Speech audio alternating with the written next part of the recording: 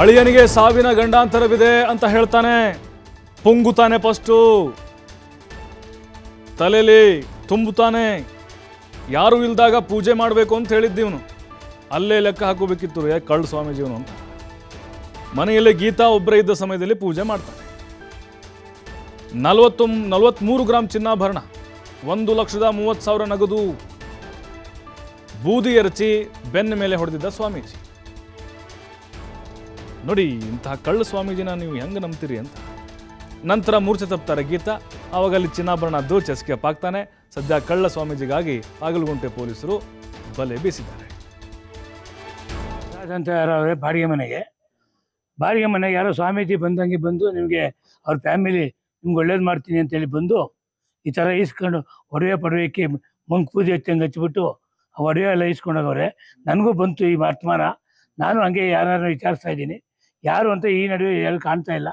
ಅಂದರೆ ಅವ್ರು ಊರಿಗೆ ಹೋಗಿದ್ದಾರೆ, ಅವ್ರು ಇಲ್ಲಿ ಫೋನ್ ಎತ್ತಾ ಇಲ್ಲ. ನಾಟಕ ಬರ್ತಾರೆ, ಅವ್ರು ಫೋನ್ ಮಾಡಿ ನಿಮಗೆಲ್ಲ ಏನು ತಿಳ್ಕೊಂಡು ಬೇಕಾದ್ರೆ ನಾನು ನಿಮ್ಗೆ ತಿಳಿಸ್ತೀನಿ. ಈ ಜನ ಯಾರು ಮೋಸ ಹೋಗಬೇಡ್ರಿ ದಯವಿಟ್ಟು.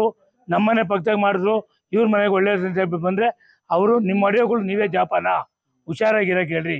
ನಮ್ಮ ಏರಿಯಾದಾಗ ಯಾವನ ಬಂದರೆ ಯಾರೋ ಪಂಚೆ ಉಟ್ಕೊಂಬರೋರಾಗಲಿ, ಬುಡ್ಬುಡ್ ಥರ ಏಸ್ ಹಾಕೊಂಬರೋರಾಗಲಿ, ಒಡೆ ಹಿಡ್ಕೊಂಬರೋರಾಗಲಿ ಆ ಥರ ಬಂದು ನಿಮ್ಗೆ ಒಳ್ಳೇದು ಮಾಡ್ತೀವಿ ಅಂತ ಬರ್ತಾರೆ.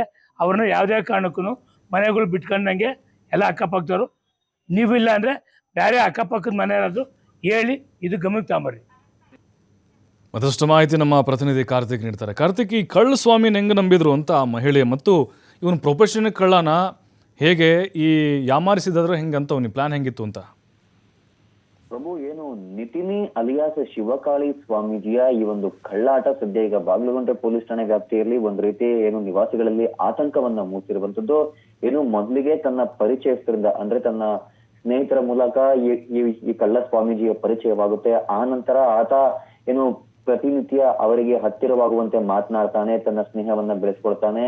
ಆನಂತರ ಏನು ಅವರ ಕುಟುಂಬದಲ್ಲಿರುವಂತಹ ಕೆಲ ಸಣ್ಣ ಪುಟ್ಟ ಮುನಿಸುಗಳು ಹಾಗೂ ಜಗಳಗಳನ್ನ ಆತ ಅರಿತು, ಇದಕ್ಕೆಲ್ಲ ನಾನು ನಿಮಗೆ ಪರಿಹಾರ ಕೊಡಿಸ್ತೇನೆ, ನಿಮ್ಮ ಮಗಳ ಕುಟುಂಬದಲ್ಲಿ ಒಂದು ದೊಡ್ಡ ಬಿರುಕೆ ಇದೆ, ಅದನ್ನ ನಾನು ಸರಿಪಡಿಸ್ತೀನಿ, ನೀವು ನನಗೆ ಏನನ್ನೂ ಕೂಡ ನಾನು ಇದರಿಂದ ಬಯಸೋದಿಲ್ಲ, ಕೇವಲ ನಿಮ್ಮ ಸಂಸಾರವನ್ನ ಸರಿ ಮಾಡ್ಬೇಕು ಅನ್ನೋದೇ ನನ್ನ ಉದ್ದೇಶ ಅಂತ ಹೇಳಿ ಅವರಿಗೆ ಒಂದ್ ರೀತಿ ಚೆನ್ನಾಗಿ ಮೈಂಡ್ ವಾಶ್ ಮಾಡ್ತಾನೆ. ಆ ನಂತರ ಏನು ಆಕೆಗಿನ ಏನು ಮನೆಯಲ್ಲಿ ನಿಮ್ಮ ಮನೆಯಲ್ಲೇ ಈ ಒಂದು ಪೂಜೆಯನ್ನ ಮಾಡಬೇಕು, ಅದು ನೀವು ಒಂಟಿ ಆಗಿರ್ಬೇಕು, ಒಂಟಿ ಸಮಯದಲ್ಲಿ ನಿಮ್ಮ ಮಕ್ಕಳು ಇಲ್ಲದಂತಹ ಸಮಯದಲ್ಲಿ ಹೇಳಿ ನಾನು ಬಂದು ಪೂಜೆ ಮಾಡಿ ಕೊಡ್ತೀನಿ ಅಂತ ಹೇಳ್ತಾನೆ. ಆತನ ಮಾತನ್ನ ನಂಬುವಂತಹ ಗೃಹಿಣಿ ಆತನನ್ನ ಮನೆಗೆ ಕರೆಸಿಕೊಂಡು ಪೂಜೆಯನ್ನ ಮಾಡ್ತಾಳೆ. ಈ ಪೂಜೆಯ ಸಮಯದಲ್ಲಿ ಮನೆಯಲ್ಲಿರುವಂತಹ ಚಿನ್ನಾಭರಣ, ಹಣ, ಉಳಿದ ಇನ್ನಿತರೆ ಐಷಾರಾಮಿ ವಸ್ತುಗಳನ್ನೆಲ್ಲ ಪೂಜೆಯಲ್ಲಿ ಇಡಬೇಕು. ಅವನ್ನೆಲ್ಲ ಪೂಜೆಯಲ್ಲಿ ಇಟ್ಟು ಅದಕ್ಕೆ ಶಾಂತಿ ಮಾಡಿದ್ರೆ ಮಾತ್ರ ನಿಮ್ಮ ಮಗಳ ಜೀವನದಲ್ಲಿರುವಂತಹ ಬಿರುಕನ್ನ ಸರಿಪಡಿಸಬಹುದು ಅಂತ ಸ್ವಾಮೀಜಿ ನಂಬುತ್ತಾನೆ.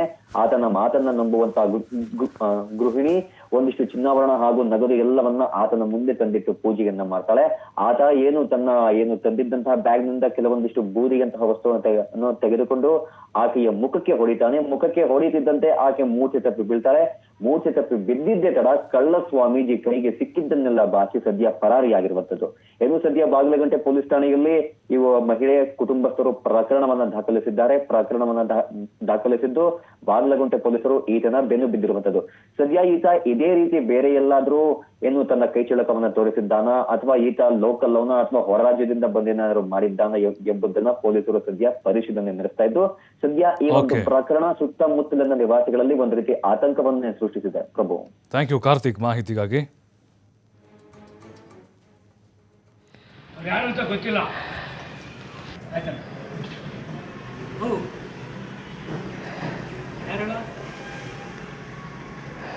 ಏನಪ್ಪ